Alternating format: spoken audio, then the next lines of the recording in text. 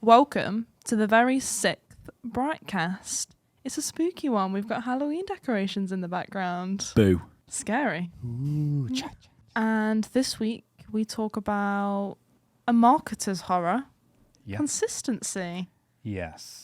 Talk about why you should be consistent, and we give a few tips on how you can be more consistent if you're currently not. Yeah. And this is our 6th episode. It's come out weekly. It's been consistent. It's starting to pay off and work. Consistency will work for you. Let's go to it.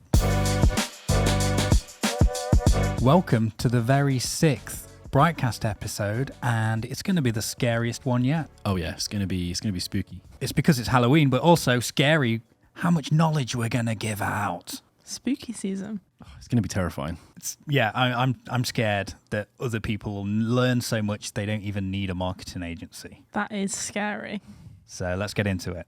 This week, we've been setting up some TrueView ads for a new client. So when I've been on YouTube myself, I've been looking at what TrueView ads have been targeting me. And a particular Marc Jacobs Perfect advert, for the Perfect perfume, has been targeting me probably 3 times a day, every day.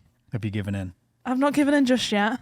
But I want to show you guys and basically look at how they're adjusting the individuals they're using on the adverts. So the idea is everyone's perfect the way they are. Perfect, perfect, perfect, perfect, perfect, perfect, perfect, perfect, perfect, perfect, perfect, perfect, perfect, perfect, perfect, perfect. I'm perfect. The ad isn't new. I think they've been running this campaign and this messaging for a few years now. Yeah. But I think they've upped spend recently because I've seen it everywhere. But I like the idea that they're changing the individuals they're using within the ad. Yeah. But at the same time, they're still using models. They're still using people that they're getting through an agency. They're still... And I know, again, everyone's perfect the way they are, but why not jump in altogether and kind of use everyday people that they can... Some people have. Is it Dove? And then I think there's another cosmetic person who's not using any filters anymore and things like that on their Yeah, on Dove's their very stuff. much like that. Yeah. I think the thing is, like, because the people they're using, they're unconventional in terms of like a modeling, aesthetic. Yeah. But I think the issue with using everyday, like, just normal muggles, is they can't necessarily take direction. Yeah. So there's that issue. And also, why not use those people? If they want to be part of an agency and they'll be used, and they're not being used in other ads because they're not, like, traditionally attractive or something stupid like that. It's still important representation, isn't it? Can you imagine being a model who is, like, untraditionally attractive, or like you have a non-traditional aesthetic, and there's this perfume brand that is showing that everybody's perfect no matter how you look, so you're the perfect model for that job, and the agency creating the ad are like, fuck it, let's use everyday people. You're like, wait, but I'd be perfect for that. I'm a model and I have a non-traditional, do you know what I mean? Like, I'm not like, I wouldn't fit this certain mold or something. Yeah. Pretty bummed, wouldn't you? Yeah. I think when they've used everyday people, so that, like, cosmetic companies that have done it, it's not like an able-bodied representation thing. It's more just, everyone's skins reacts in different ways and things like that. So it's slightly different, but it's good. I take back my point. I agree with those reasons. Yeah, but you don't want it to be tokenism, do you? As in just using these non-traditional... It's a bit like companies that are greenwashing now with environmental issues. You want to actually be a diverse and inclusive culture within your company, and not just underneath it, you're not that. And you're just putting an outward projection of that. So it sounds like we've got a secret Santa idea for you, at least. So that's cool. Perfect. Literally. What have you been looking at, Drew? I have been looking at, and I don't know the name for it, and I was frantically trying to Google the name for it earlier, but it's basically high frame rate videos. Yeah. But you film stuff in a high frame rate. If you guys are watching this on YouTube, you'll see this now. But it's basically, you get like an LED, like a high frame rate LED screen, massive screen, and you get a camera that shoots 100 frames a second. So normally, in this country, like a standard frame rate is 25 frames. Yep. We're shooting this right now in 25 frames. So every second there are 25 frames per second. But this like high frame rate camera will film 100 frames. Like these we're using now will also do that. So every second there's 100 frames. So the LED screen then, every second, it shows you 4 different backgrounds. Right, okay, yeah. You can then have 4 different versions, but filmed in one take. In the editing software, and it would probably be a custom thing, but when you sort of modify the frame rate, do you sort of choose so it would be the every like 4th frame would then compress and that's what you would pull from it? Yeah, so it will constantly loop. So the background will constantly loop like every frame, basically. Yeah. And then you just modify the footage to have those frames that you want within the video, and it will just basically, create a smooth thing as if you'd shot that certain background at 25 frames. We'll show you the example. It's quite difficult to explain it in a podcast because it's a visual thing. Yeah. What benefits do you get over that than green screen? Is it that it's LED light interacting with the product in front? So I guess if it's a drink example, so it might be J2O. So, yeah, the green screen to LED is like, you've watched The Mandalorian. Yeah. So on The Mandalorian, they didn't use green screen. They basically used massive, the volume, that's it. We used this massive screen that wrapped all around, or seriously screens, I can't remember what the actual build was. And then they just show that thing, the background, the environment like on the screen. Yeah. And then you're just interacting with it. It cuts out the need for green screen, so it cuts out the need for additional roto work and stuff like that. Yeah. So the use of LED over green screen is for that purpose, obviously. But the great pro with this is, you're literally getting these 4 separate videos from this one take. Yeah. So another use, I'm pretty sure they used it on the latest Thor film, Thor 4. Okay. Love and Thunder. The world that Christian Bale lives on, where it's like, completely devoid of colour. Yeah. And basically what we do is they use super high speed cameras for this. So it's not just 100 frames, it'll be, a Phantom 1,000 flex frames. type level, yeah.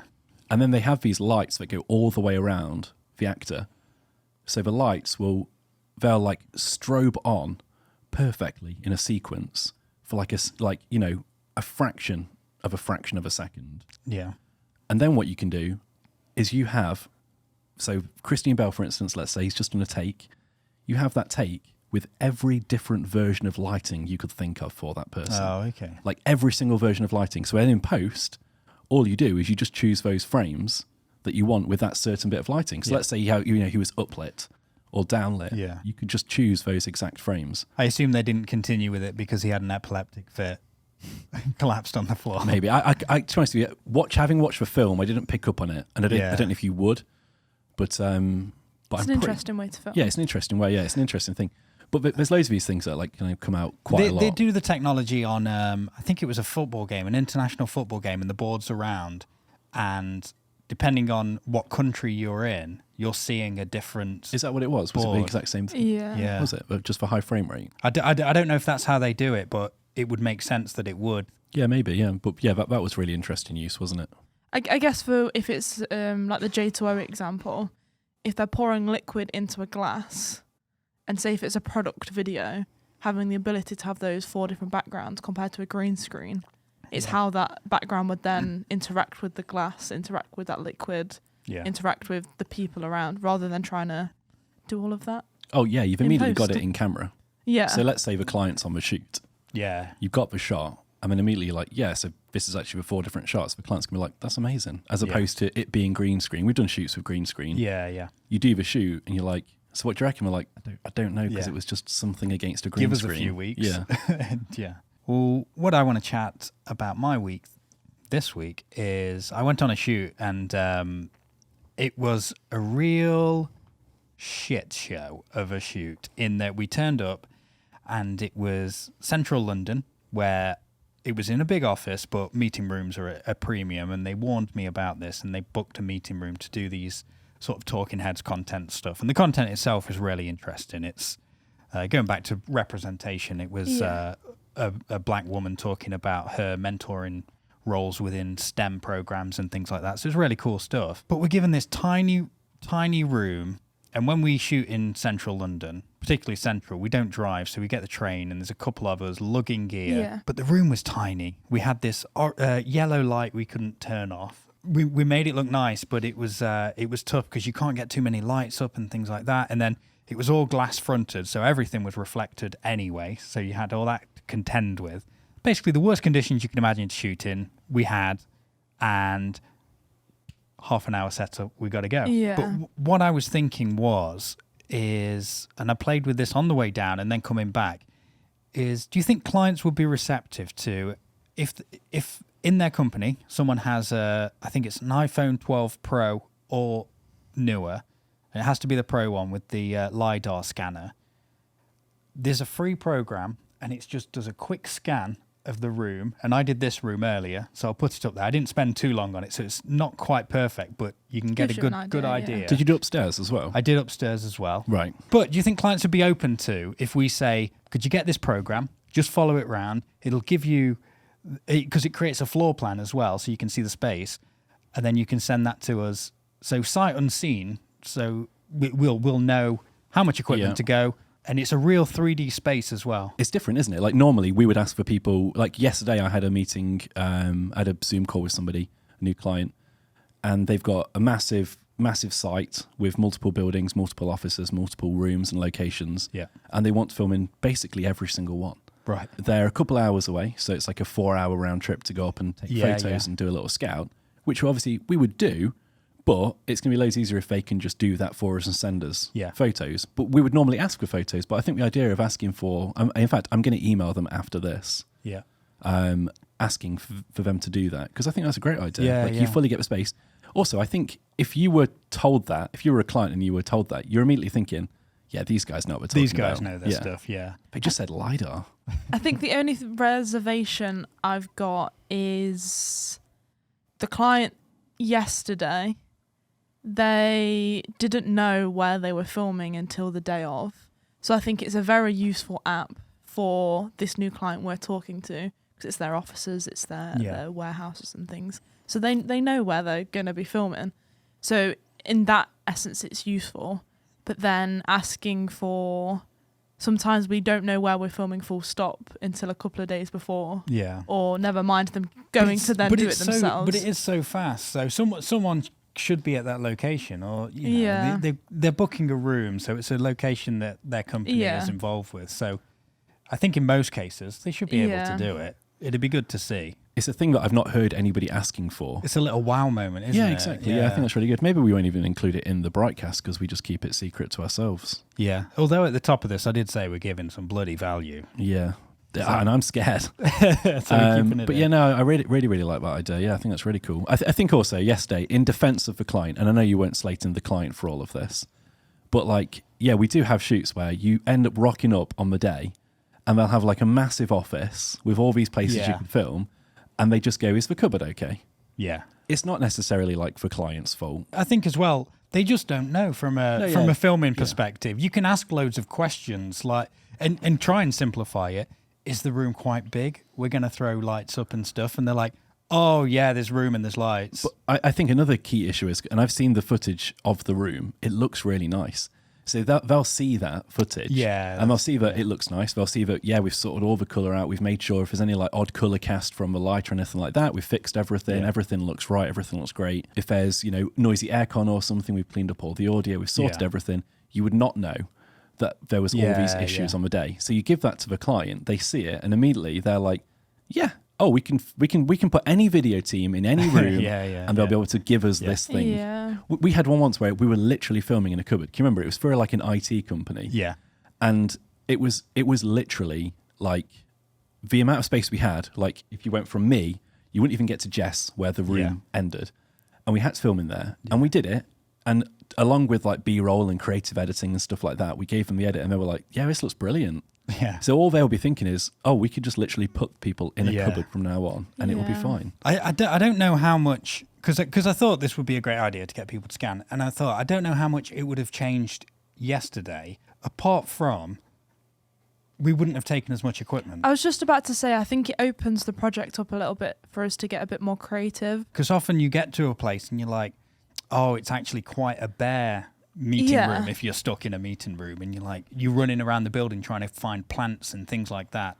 You could do all that beforehand. Or you could suggest it to them, like not even we bring them with us. We could say, oh, have you got these things? So on the day, they're already there, rather than turning up and being like, need to sort out the lights, these yellow lights, we need to sort out the cameras, but then also set dress. I mean, this is central London, so we trained it, but most of them we drive to. So we've also got loads of props and stuff here. Yeah, definitely. And it's frustrating when you're in a place being like, oh, we've got the perfect thing for this, we just haven't brought it with us. And LiDAR scan. Today we're looking at the biggest downfall in marketing that every company has made. And we make and have made, but then realise and rectify. Yeah, definitely. Which is consistency. Consistency in all types of marketing, whether that's posting on social media, whether that's sending out newsletters. It's marketing effort in general, isn't it, that comes out. And I'm not a big believer in posting just for the sake of it or getting post numbers up and things like that. But consistency pays off. And you still got to make it meaningful marketing. I think the biggest downfall we had with consistency was mainly with Future-Proof Films before we turned into Bright. And it was in the period where we were setting up Bright and we were getting busy ourselves with clients, marketing for the clients, creating great content for the clients, which then led to not having enough time to create content for ourselves, to post for ourselves. Yeah. But then because we're not posting, we get to like a lull period where we get quite quiet, and then we stop posting again, get loads of inquiries, get loads more work, and then get busy again. So it's like a cycle. It's happened for a long time. So really, the reason you came on board, Jess, was because we spotted that pattern. It just these peaks and troughs of busyness, and you just realise that you market, you get busy, you can't keep marketing, so you complete projects and then it dips and then back and forth. So brought you in to plug the gap. Then you're on client work and things as well. So it's just about doing it, and you always seem to prioritise the client and not your own stuff. And you hear things like, oh, it's it's a builder's house. It's always like an unfinished thing. But I think people fall back on that as an excuse, like, oh, it's classic. Website company doesn't have a good website or a website at all. But it was recently we had a client come in and he was on about it, and he was saying that when he was looking for a marketing agency, he loved the content we were putting out. And when he looked at other marketing agencies and they weren't putting content out themselves, it does kind of raise a question in people's heads, like, well, why if I can't see the content they're putting out for themselves, should I trust them with my own stuff? And I know everyone has case studies, people have examples on their website, but the stuff they're putting out for themselves is surely the biggest indicator on their potential. I think when clients have come on board as well, so the one thing that when companies start outsourcing their marketing, the one thing they can, if they're going to the right people, almost guarantee is consistency. And they can soon start seeing their inquiry rates and sales rates just going steadily up. It's not peaking and troughing anymore. There might be, depending in the sector, seasonal stuff, but really it's just a steady increase if it's being done well. Yeah, like you say, like we had those issues a lot with Future-Proof Films. Yeah. I don't think we have them as much with Bright. I think what we've learned though is to build in a slight bit of a buffer. So we plan to shoot these BriightCasts, for example, on a certain day. Yeah, we try and all of our content is evergreen. Most of our content is evergreen. I'll quote myself with that. And sat on a Halloween set right now. Okay, maybe not. That's why I changed it to most of our content. Evergreen, and also we pull a lot of things from each bit of content. So every BriightCast, we try and create, say, 8 to 10 cut downs from that BriightCast. They'll then be shared on Instagram. They'll be shared on Shorts. We can then use them to market on LinkedIn. So if there is a lull period where we don't have much content to put out, or client content has tighter deadlines, so we've not got time to create new videos for ourselves, we've got this content to kind of either reshare or repurpose. That makes it a bit easier on ourselves. Yeah, and I think that kind of sweating the asset is a solution to some of the challenges. Yeah. But maybe it's worth us going through some of the challenges of getting what gets in the way of consistent marketing or being able to create content consistently. Yeah, well, so a question that I was going to ask, which I think is a follow-on from what you were just saying. Do you think it's better to put out like okay content consistently, or great content inconsistently? Which one do you think's better? Great question. So I'm a mix of both. I'd A/B test them. I'd A/B test our clients. Honestly, I think, unfortunately, okay content consistently probably outperforms great content occasionally. So because of that, your question of what do you think gets in the way, I think this was a big thing with Future-Proof Films when we were Future-Proof Films, was we got in the way. Yeah. Because we were constantly wanting to put out the best thing we could put out. Yeah. And sometimes it might not be the best thing we could have put out. You know, there might have been issues with the thing we'd made. Yeah. You know, even if it's like a stupid, like, you know, act of God where midway through the shoot and we're using part natural light or something like that, it just started to piss it down. Yeah, yeah. Something stupid like that. So we watch it and we're like, oh, but you can tell the lights changed, so all of this looks different. So we didn't want to put stuff out. But you then see other people put things out, and like, as, you know, professionals in, like, you know, video, stuff like that, we can spot all these mistakes in all these other people's videos, and we might like go, oh, you can see those mistakes there. But they've put that content out. Yeah. It's probably done well. They've had some interactions from it, and it's been another bit of content for that week or that day or something they've put out. Yeah. You're also not marketing to other video companies. No. So if we put a bit of content, or if someone puts a bit of content out, like you say, like other agencies, and you spot a mistake, Drew, they're not trying to impress you. They're trying to impress other. They're trying to impress me. They're trying to impress their target audience, which will then get in touch, and they won't notice those mistakes. So in terms of that light changing, our audience probably wouldn't have noticed that mistake, but because we would have, and we want to make sure the content we're putting out is amazing, which of course we do. It's what we do for a living. It's what we enjoy doing. But our audience probably doesn't like. And I think that blinds us from the fact that, you know, the message was good. Yeah. You know, it might still have been funny. The joke landed and things It's probably like that. still like better shot or looking or edited than a lot of the other content that other agencies will put out, because they're not super visual first agencies. Yeah. It's also better than nothing. Yeah, exactly. Yeah. So, or not even better than nothing, better than a lot of things still, just not in our heads the best thing we could have put out, so we kind of veto it. Yeah. There's an agency, I don't know where they're based in the UK, a UK agency, and they put stuff out when they first started, like 4 or 5 years ago. They put stuff out like, just got this new camera. Yeah. And it would be like a very bog standard camera that anybody could buy. Like, it's, you know, you can go to a Curry's and buy this camera. It's not like it's a piece of... It wasn't custom or pro. It wasn't even pro. It was like prosumer. Maybe consumer. But it's a cool camera. You can get some really good stuff out of it. And like no one's fully shitting on the camera or anything. But for us, again, we were looking at that thinking, why are they putting this out? Like, they're bragging about this camera, or they're bragging about getting a MacBook. Yeah. And I think the message is really they're showing passion. They're showing reinvestment into themselves. It's not a tech demo for the camera. Yeah. That's not the reason for that piece of content to go out. Yeah. And you can get blind to that. Again, when old, Bitchy McJudgingson takes a look at it and is like, what's this shit? Yeah. I think that, but then I immediately just think, nope, that's a stupid thing to think. They're putting content out. They've put something out. They're showing exactly what you're saying, like the reinvestment, the passion for the passion for the like to be creative, the passion for what they want to do, the passion for their job.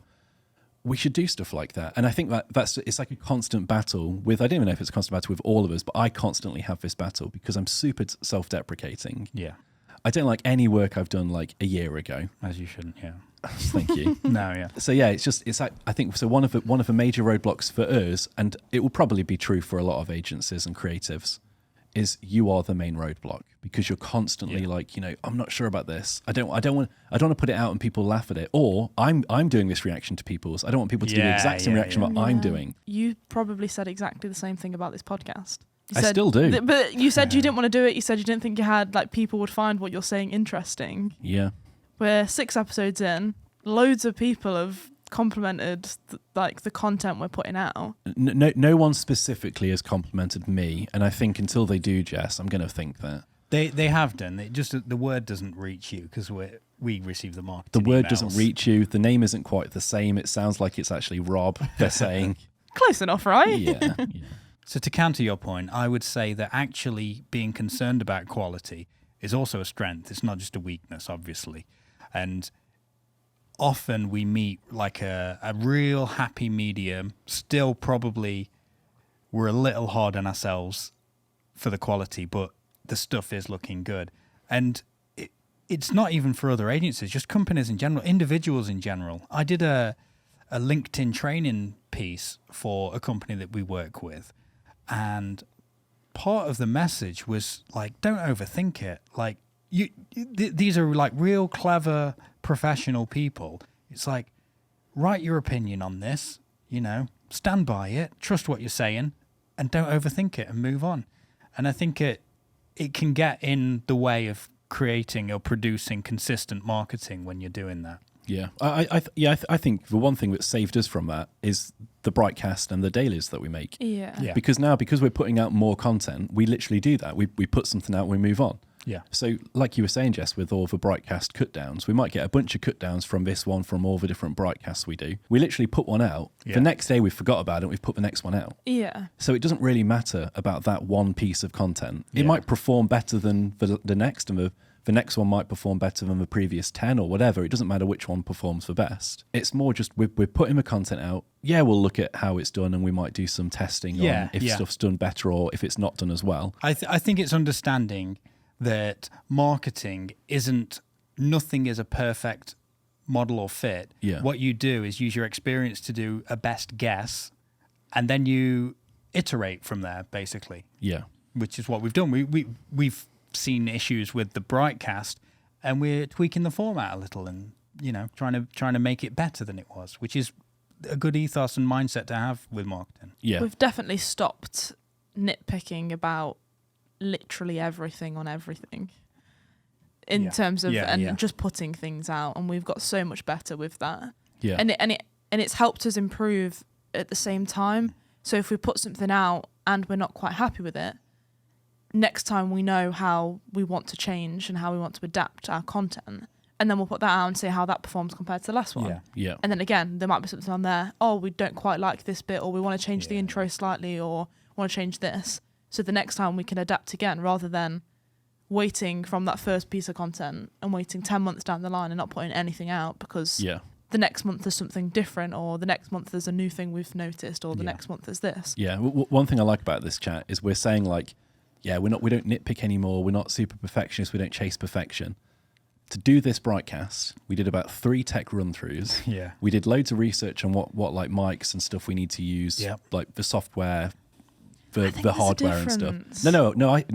I think it's just that's just our level of not nitpicking. Yeah. That's our level of not chasing perfection. We're very like serious about making sure that everything is as good as it possibly can be. Yeah. But then we'll put stuff out. So like what I kind of mean by that is we've done like dailies where if we do a daily, so the first edit that I want to see of that daily, let's say Joe's edit of this daily, first edit I want to see is the best possible edit it could be. Yeah. I don't want to see something that's super rough. Yeah. Where there's all these different like, we're going to clean that up, Or I don't want to see something where and Joe doesn't do this, like, we've learned, like, we've worked together for a while now, so we've got like a shorthand and stuff together. But I never want to see like a thing where there's loads of things wrong with it, where we then need to do stuff to better it. I think the number we normally give is it's 95% of the way there. It's a rough cut in inverted commas. So then when we do that, the feedback we then give on it will then lift it an extra amount, but it's not solving all of these issues and covering all of these holes. It's just lifting it. So we're already doing like the best possible thing we can do, and then we're lifting it a little bit. We could obviously consistently keep trying to lift it and lift it and lift it and lift it. That's chasing perfection. Yeah. That's we're destined to fail for that. It becomes a greasy pole, doesn't it? So like, you can climb most of the way, but then those final few percent aren't worth the effort to do that because the time it takes and things to get there. Yeah. When we was thinking about the podcast, I used ELF, which means easy, lucrative, and fun. Yeah, and for me, the podcast was going to be that. Easy. We did loads of setup, and I think preparation is probably a big tip I would give to people to do consistent marketing. But it was easy because once we're set up now, we come into this room, it's pretty much geared up, and we just sit down and go. And that process gets easier as we go through it. Lucrative in the sense that we get a lot of assets and we can pull so much content from these. You mentioned all the cut downs and things. And then fun, it's a good chat and it's nice to do this and it's a more creative thing. I've spent this week and you spent this week editing talking heads, which aren't the most challenging edit, but then we get this and we get to chat about other exciting elements of marketing and content creation. Yeah. But I think companies, and for our clients, we suggest it, but for any company, really, they can find something where it becomes ELF, easy, lucrative, and fun. Yeah. So some it might be creating a bit more of we've done bigger ebooks and things like that. So I was just about to say they're easy because they already have that knowledge in-house. Lucrative because you can stretch that content so far. And then fun because within that sector, it's what you want to talk about. It's those big ideas it should be on. I know you said we'll talk about like tips to overcome it later, but one I just want to mention now when you were talking about ebooks, like creating a bigger piece of content. Say if you don't have time to create content weekly or even monthly, creating a bigger piece of content you can then pull a lot of things from very quickly and easily is a very easy, using the word again, easy way to create more content to post. So if you created a big cornerstone ebook, for example, you could pull little sliders from there, you could pull blogs from there, you could even take that content and film a video about it or do a webinar about it. You would gate that for a newsletter about it type thing. Rather than having to think of new content ideas, if you want to post 3 times a week every month for the year, it's making it easy for yourself. And especially as a business, if you did that cornerstone piece for every campaign, you could pull 2 posts a week out of that for the campaign easily. Yeah, it's the same with our clients when they just want to bulk shoot stuff, isn't it? Yeah, definitely. People wanting to, we had one client, it was 20 videos, I think, in a day. We ended up bulk shooting for them. And then from those 20 videos, they did like 5 cut downs per video. So, it was over 100 videos we ended up creating for them from a day of filming. And for us, like video podcasts are amazing for that. I know we've mentioned the BriightCast cut downs and stuff loads, but everybody I see doing a video podcast is just pulling so much content from it. Like if you aren't doing a podcast or if you aren't doing specifically a video podcast, definitely do it. You don't have to have like a set and stuff like we've built. Like we see a load of like video podcasts where it's just a very bog standard camera looking straight at the person. Content's always king. Obviously we want to go a little bit further, again, talking about like our level of trying to seek, perfection or whatnot. Some are just wides, aren't they, as well? So it's just one camera on, say if it's 3 people, it's just one camera on all 3 of them in a meeting room or within an office or wherever, whatever space you've got. Get yourself a couple of tasty lamps from IKEA and you're laughing, aren't you? Yeah. Sorted. I think podcasting's good, but also if you're not comfortable doing it or you can't dedicate the time, find something else. Even you touched on trying to post, I know you used it as an example, but 3 times each week and things. Yeah. I don't hate schedules because they force you to start thinking about marketing and putting content out. I think I hate it when it's a bit blasé and it's not meaningful marketing. It's just, I've not thought of a post, so I'm putting one out now. I'll just write, I always start the day with coffee. What a brilliant thing coffee is. And you put that out. That's not marketing. Yeah, I don't hate schedules. Yeah. I don't hate, and we schedule for every client. We have a social media schedule, and not in a way where it's like we post this type of content on a Monday, this type of content on a Tuesday. We plan out for the month. But in terms of a schedule where it's like on a Tuesday we post a product post, on a Wednesday we post a sales post, on a Thursday we post a video. It doesn't allow for creativity. It doesn't allow you to think about formulaic results and outcomes. Yeah. So rather than it being good content, like you said, Drew, it's not even okay content at that point because you're forcing content. Yeah. It'll be, I'm going on to Shutterstock, I'm finding an image, I'm just going to post about my services. Yeah. There's no room for... I would argue against it just because I always think... I love the idea of restrictions and limitations on things because I think that breeds innovation and creativity. Yeah. The shoot I did turned out great. I was in that small box and having to work. You had to think, and you had to push. And obviously it's a talking head. We're not putting it out as like a main show reel piece or something that. It is a talking head, but it looks really good. It's a really, really good looking talking head piece. I think there's a difference between limitations and structure, as like what we were saying though. Like structure, the way you're talking about it in terms of like, might post 3 times a week, and that's my aim, and that's what I'm going to do every week. Every week I'm going to set out to do 3 posts a day, compared to, I have to post a sales post today. I don't have a sales post to post, but I'm just going to write something to buy my services. Yeah. I think there's good in structure, but structure in a way where it's a little bit more open for creativity rather than limitations. Yeah, but I think fundamentally it gives you that base to aim for. And for us, if we got to, we're trying to put a podcast a week out for 10 weeks for a season, or was it 12? I can't remember. But each week, if we miss them, or worse, if we do a poor version of it, we'll know and we'll feel embarrassed, and then you better believe the next one's going to make up for it, because no one wants to do that within their schedule. On the schedule side of it, I don't like the idea of them, just to be clear. So when I'm saying like I like the idea of limitations and it breeds creativity, breeds innovation, I think that is true. When you have limitations, it does breed creativity or innovation, if you're a creative or innovative person, obviously. If you're not, then you literally just scour in Shutterstock and just put in any odd nonsense out. Definitely. But I don't like the idea of them, but I see that they work. There's a guy I know who, like a year ago, he wasn't posting at all, and then he just started posting with a schedule. Yeah. And he's doing great. Like he's getting great engagement and stuff off it online. Like I assume he's getting good leads. I don't know, obviously, but I assume he is from a level of engagement that he now gets. But I think because his mindset will have shifted, he'll now be looking for opportunities of things to talk about, opportunities of making them interesting, and seeing what people react to. And then, it's market research as well. And then you can start doing more of that. Yeah. I think once you're in that mindset, it was the same when we started this podcast. Week 3, so we launched with 2 podcasts. So the first 2 we were raring to go, but the third one, when we were looking at Bring a Thing and we were looking at marketing and content within the current market, trying to then find something that I saw that week and remembering those things without having anything written down, it was kind of like, I wasn't scouring Shutterstock, but it is that same mentality where you're just searching for content. Whereas after that 3rd week, I started writing down cool things that I've seen throughout the week. Noticing it more as well. Yeah, and even from then, we like LinkedIn posts that might be a good idea or things that I find interesting. So once you've got that mentality and that mindset, I think you're looking for content everywhere rather than, it's coming to Tuesday, I've got to then post something. Yeah, I've just got the homework on the bus mentality. Every day we're about to do BriightCast, I'm like, shit, I gotta think of something.